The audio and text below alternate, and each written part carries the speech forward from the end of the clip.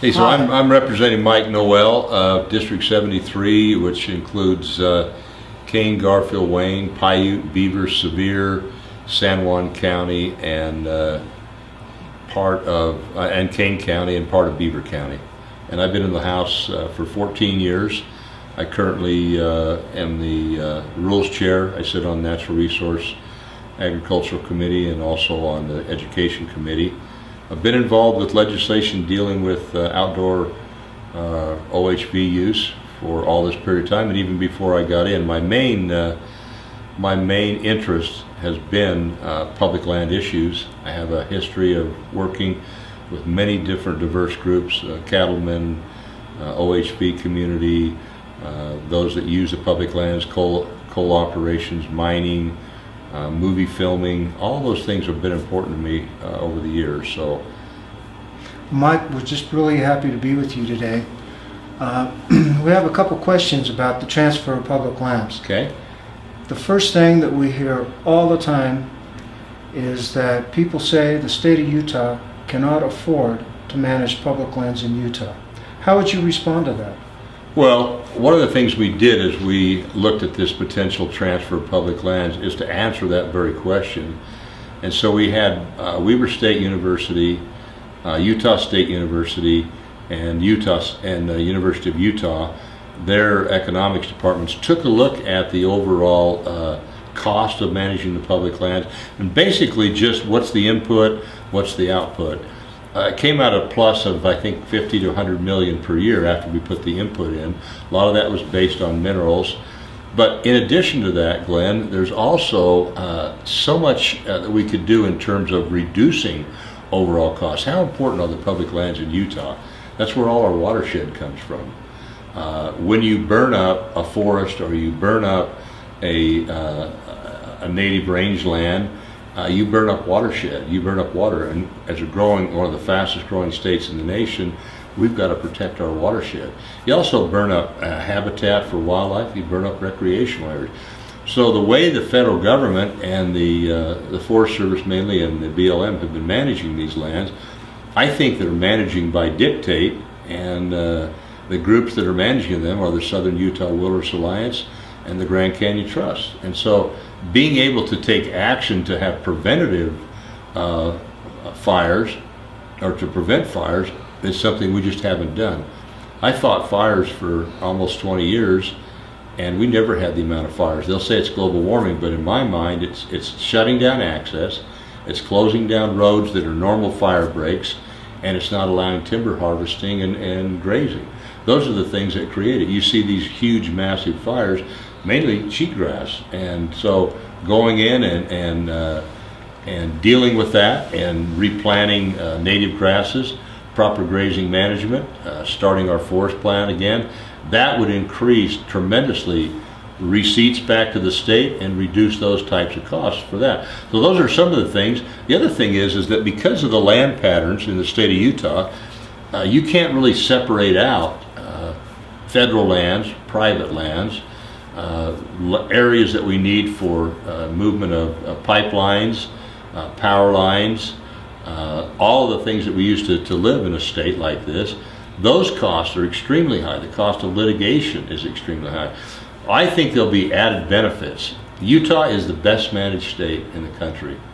It's been so for the last 5 years. We kind of go by a philosophy: use it up, wear it out, make it do or do without.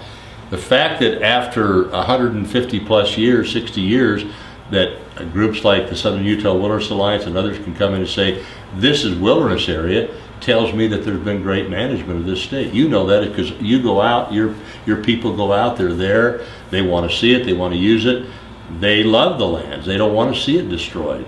And that's the same philosophy we have up here at the legislature. So that, I think that is something that will work itself out. I believe strongly in that report.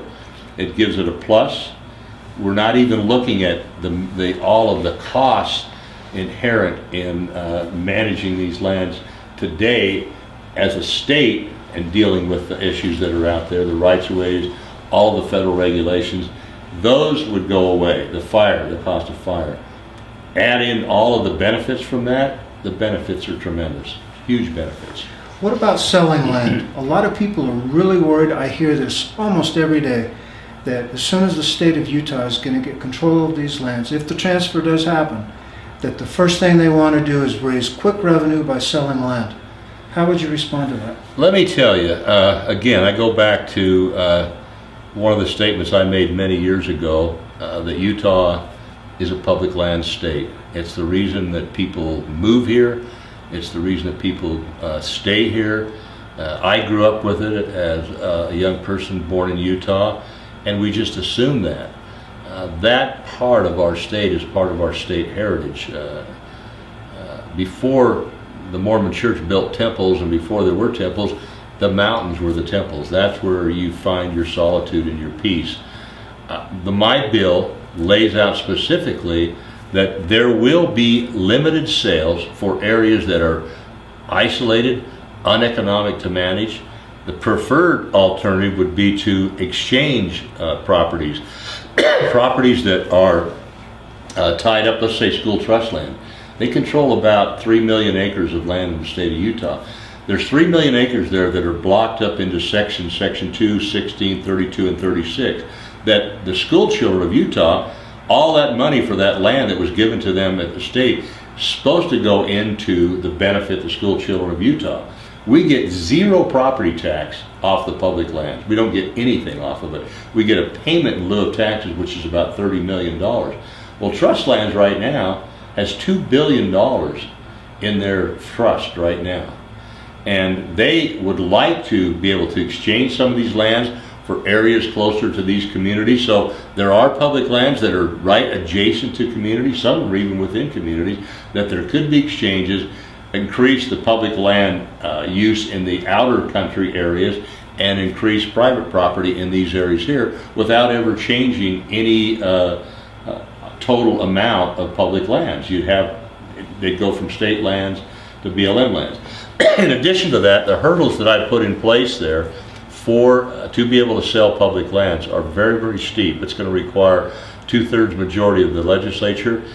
That's if you're selling over, I can't remember what the number is. You can't sell more than 500 acres a year. I can't remember what the number is in there, but and that could be modified. So our intent is not to sell these public lands off. Our intent is to put these lands in the framework of what they were. Right now, under the Federal Land Policy Management Act, which is the organic act for the BLM, it states in there the exact same thing that my bill says. Sales, exchanges, and parcels of land can be exchanged and traded if they're uneconomic to manage and for the public interest. That's a decision Utahns will make, but not independently with the legislature. When you say Utah will trade these lands off, as far as I can see, it's going to have to be a major, major effort to be able to get 2/3 of the people and the legislature to be able to support this. I just don't think it's going to happen, because you and I and the people in your groups and the sportsmen and those individuals that graze on public lands, that use public lands, there's so many rights tied up in these public lands. Literally hundreds of thousands of rights inherent in those lands. Their lease rights, their grazing rights, their recreational right, those are all have to be, make sure that those are all protected and taken care of. So to sell something off is going to be a huge hurdle, and that's not what the bill says. The bill says these lands will be retained in public ownership to be used in multiple use and sustained yield for the benefit of the people of Utah. So I think the answer is there.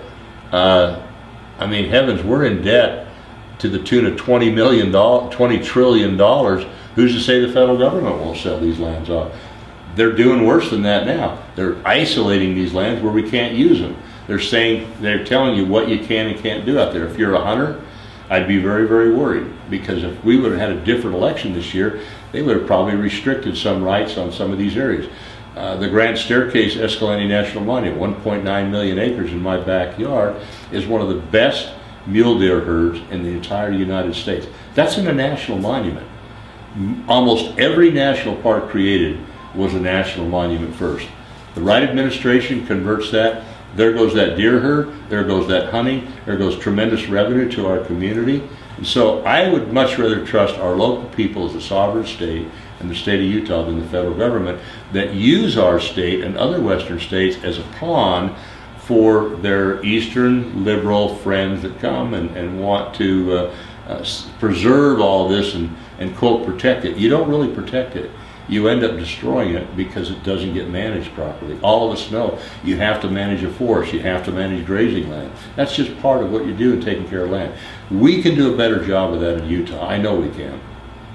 Mike, thank you so much for your comments. This has been really enlightening. Yeah. Appreciate you being with us today. Thank you so much what your organization does to inform people, and know that I support you strongly in getting you out on these public lands and to be able to enjoy them with your family and your children and grandchildren.